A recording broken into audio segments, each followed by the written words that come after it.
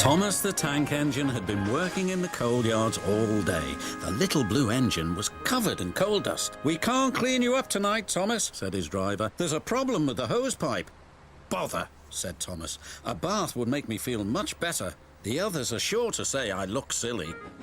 But the engines were too busy arguing to notice Thomas. James was talking loudest of all. "I deserve a new coat of paint. The Fat Controller says I'm the pride of the line and—" "Rubbish," huffed Henry. "We're all the pride of the line." "It's been like this all day," confided Percy to Thomas. "James is getting a new coat of paint and won't stop boasting about it." "Why, James, I'm the one who needs a new coat. Look at me." "I'd rather not," retorted James. "You're not a pleasant sight and wouldn't understand the needs of a really important engine." Thomas was fuming. Next morning, as James was being repainted, Henry had an accident. "If you can't push trucks properly, Henry, why not talk to a tree instead? You know how much you like the forest." "As a matter of fact, Bossy Boiler, the Fat Controller is inspecting the island for trees that are too close to the line. He's worried they might cause trouble." "Pah!" laughed James. "If I came upon a tree, I'd just push it aside." "Really?" replied Henry. Soon James was showing off his paintwork. "Make way for an important engine."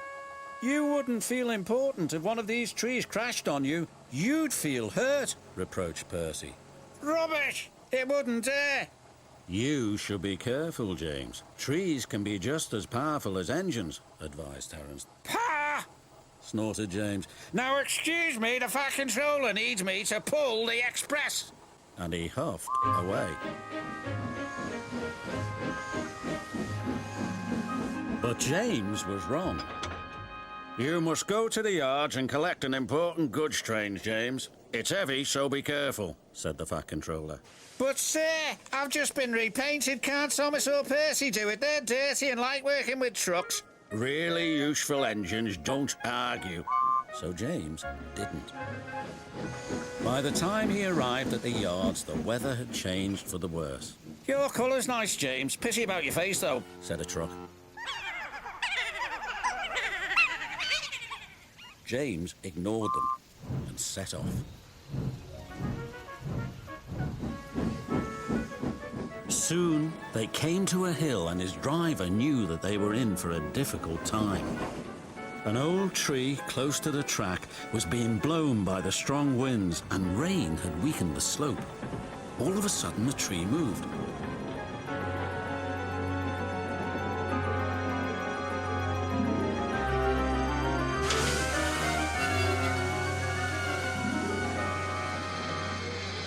"Ooh, help!"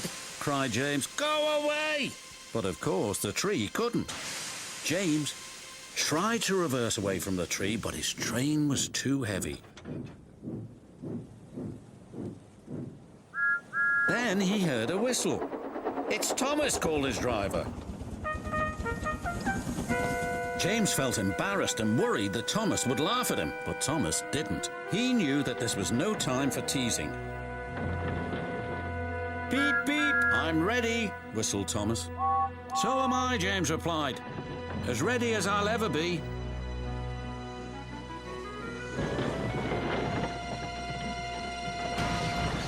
They were just in time. Later, James spoke to Thomas.